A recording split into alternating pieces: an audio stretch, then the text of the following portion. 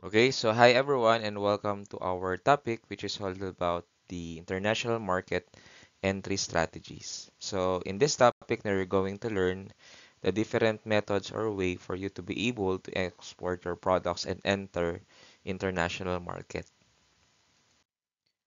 So una is of course no, ano ba yung advantages and disadvantages of exporting? So of course no, when we talk about exporting, ito yung of course no, we are trying to produce goods no in one country and to another. Of course, it's often the first step for businesses entering international markets no due to its relative simplicity and lower risk compared to other entry strategies. Then, of course, what are the advantages of this? Syempre, no, there is a low investment risk kasi minimal capital investment lang compared to establishing a physical presence in the foreign market. Okay? And another one is, syempre, it is increase the sales potential kasi pag meron kang access no to larger customer base no, pwede siya mag-lead to higher sales volume. Siyempre no, dahil nga kaya mo mag-produce no, doon na nangyayari yung economies of scale kung saan nagkakaroon ng increase in production and nare-reduce yung per unit cost. Then, meron din tayong control over production kung saan, no, yung mga companies, they could able to control their production processes and ensure quality standards for those products. Ano naman class yung disadvantages? First and foremost is the transportation cost. Syempre, yung high shipping cost, no, can definitely affect, no, or erode yung profit margin na meron tayo. Siyempre, no, nandiyan na naman yung mga barriers, rather we have the tariff, quotas, and mga trade restriction na minsan no, nakakapagpamahal or nakakapag-complicated nung ating exporting. Siyempre, there could be some limited market knowledge kasi once you are enter a foreign market, no, you have this lack of presence, no, in foreign market, which resulted no to a limited understanding of the local customer preferences. So therefore, no, it's really advisable to do also market research. And of course, no, yung tinatawag nating exchange rate risk kasi kung ang palitan ng currency, no, is disadvantageous to the exporting country, then it can also affect the profitability of exports. So let's proceed with the next one, which is the licensing and franchising.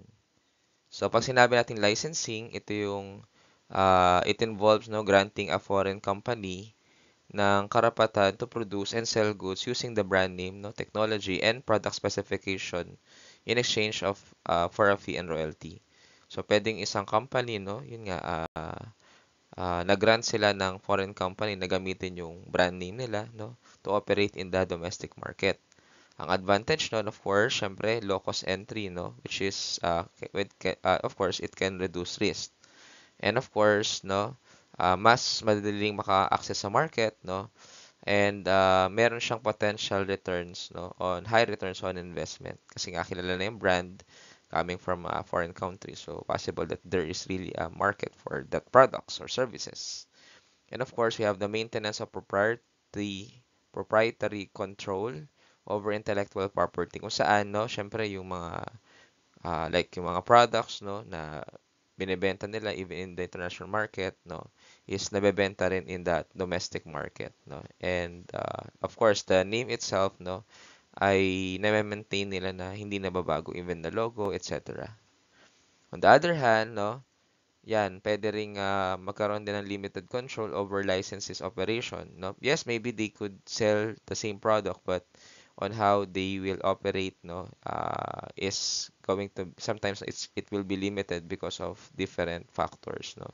It could be the manpower concern, it could be the capital concern, it could be the accessibility or the distribution channel concern. So it depends.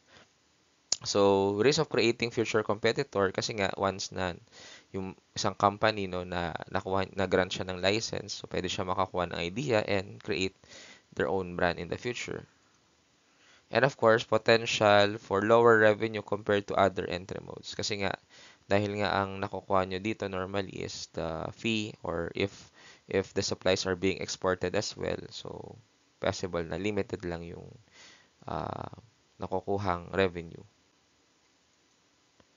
So, franchising naman, class, no, is a form of licensing where franchisor, no, allows the franchisee to operate using its brand, products, and business model in return for a franchise fee or ongoing royalties.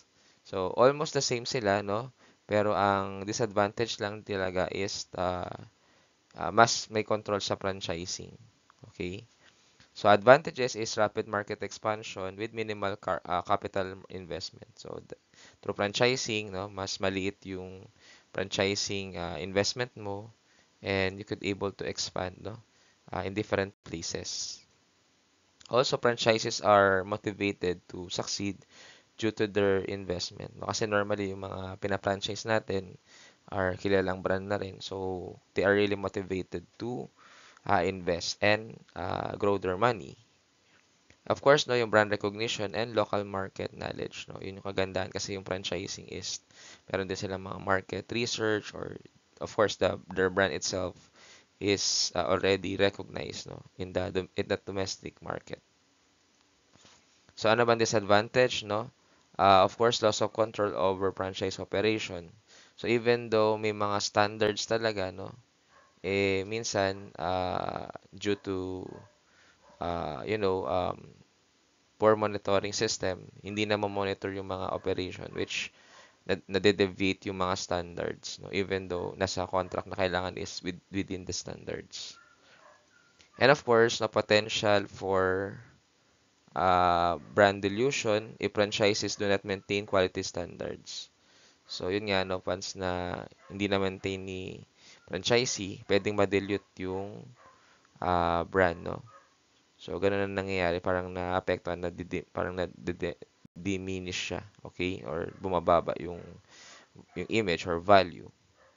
And of course, legal and regulatory challenges in different markets. So, hindi naman agad-agad pwede mag-franchise ka, no? May mga consideration yan, mga legal consideration, and other factors na i-consider when you want to franchise.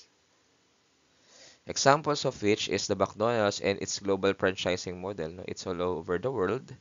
And Coca-Cola, no, licensing agreements with the bottling companies kung saan, no, yun nga, parang grant, no, licenses to the bottling company so that sila yung maglalagay nung product no Coke, no, doon sa mga battle na yun. So next in line is of course the wholly owned subsidiaries, no.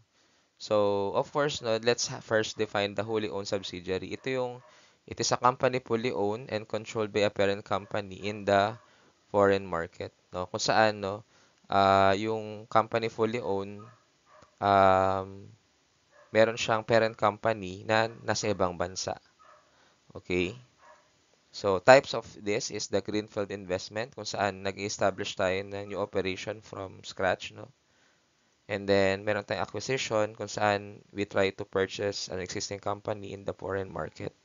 Bibili natin, for example, yung local supermarket dun, then we will turn it to our brand na of supermarket. So, advantages, syempre, full control over operation, and of course, you could able to make long-term or strategic decisions. And then, no, yung ability natin to integrate corporate culture and practices na kung ano yung culture na meron dun sa domestic market na yon, then we could adapt that, no, and maximize, no, yung practices doon. Syempre, no, direct access to profits, no, without sharing to with local partners, yun yung kagandahan doon. So disadvantage is high initial investment at mataas din yung risk, no, for wholly owned subsidiaries. Siyempre, may cultural and regulatory challenges in the foreign market, no? For example, let's say this is foreign country, foreign country. This is a country with lots of Muslims. So normally, no, they have this regulatory policies of ensuring na this is a halal certified establishment, no, especially for food industries. Then of course, for potential for slower market entry due to the setup time, since you're going to establish your wholly owned subsidiary in one market, no, and of course your or parent companies from the foreign. So sometimes, no, the supplies, the materials, no, are still being exported, and there are some um, slowing of time. And for examples is Toyota's wholly owned subsidiaries in the United States. And the next one is strategic alliances, benefits, and challenges. So first is the strategic alliances, kung saan ito yung pagkakaroon ng corporate cooperative agreements between mga companies na meron silang specific objectives while remaining independent organization. So kumbaga, iba't iba tayong organization pero kung may mga objective tayo, magsasama-sama tayo. So what are the benefits? Siyempre, access to new markets and customer bases. Hindi mawawala dyan yung sharing of resources, pwedeng technology, and expertise as well. And then, nare-reduce din yung cost and risk dahil nga sama-sama, no, at nag-share sila ng investments. And then for the challenges, no, merong risk of knowledge spillover to competitors na pwedeng malaman yung mga uh, knowledge or some important information and it may be spilled over to the competitors. Another one is dependence on partners for critical aspect of the business. Kasi for example, strategic alliances yan yung isang organization or company magaling sa IT, and most of the companies who do strategic alliance are not good in IT. So possible they can be dependent on that. And potential for misaligned goals and priorities since they are different organization, possible magkanya-kanya sila. Examples of which is the partnership between Microsoft and Nokia in the smartphone market. The next one is market research and entry mode selection. So what is the important of market research? Siyempre, no, ito yung ina-identify natin. Ano ba yung the best entry strategy, no, na pwede natin gawin, no? Pwede bang exporting, pwede bang franchising, licensing, wholly owned subsidiary, no? Yun yung mga pwedeng gawin, no? And this is also recommended to understand local customer preference, market demand, and competitive landscape, including the regulatory environment in that domestic market. So what are the key factors to consider? First is the market size and growth potential. So we have to ensure na na-identify natin yung markets and meron nakikita tayong opportunities for growth. Another one is the competitive environment. No? Ito yung assessing the intensity of the competition and potential barriers to entry. And then we also have the cultural and regulatory differences. Dito naman ay ina-understand natin yung mga factors, no, which impacts the business operation and consumer behavior. Siyempre, we have to also consider the cost and risk, no, kung saan ano ba yung possible na financial losses that we can occur if this happen. And then what could be the losses that we could occur if there's some operational losses that happen. So in terms of the decision-making process, no, syempre you have to analyze market research. Sa ganun ay makaselect ka ng the best entry strategy. Syempre, you have to weigh the advantages and disadvantages. Kung sa tingin mo ay angat yung advantages, pabor sa company over the disadvantage, no, you could make it or base it as your decision. And then, of course, risk associated with market entry strategies. Number one is, of course, the political risk, no? The government, no? The policy, kung may stability and expropriation. Yan yung mga nagiging risk natin sa political risk. Then, of course, we have the economic risk, no? Pwedeng yung currency nagpa-fluctuate. Then, siyempre, pagtaas ng bilihin at mga pagbagsak ng economy or economic downturns. Pwede rin naman in terms of operational risk, no? May problema sa supplies, no? Because of the supply chain disruption, yung mga magagawa, no? Hindi magiging productive at infrastructure challenges, kulang sa mga facilities. We also have cultural risk kung saan yung hindi tugma yung culture nung company na yun or nung business dun sa local customs, values, and consumer behavior of that domestic market. So, what will be the mitigation strategies? Una is conduct through diligence and market research pa rin. Kailangan i-diversify natin yung market entry strategies to spread the risk. O dapat hindi lang isa, no? Dapat is multiple way na pwedeng may export, merong may franchising, may licensing, pwedeng may wholly owned subsidiaries. And then, developing contingency plans for adverse scenarios. So, dapat is meron tayong plan B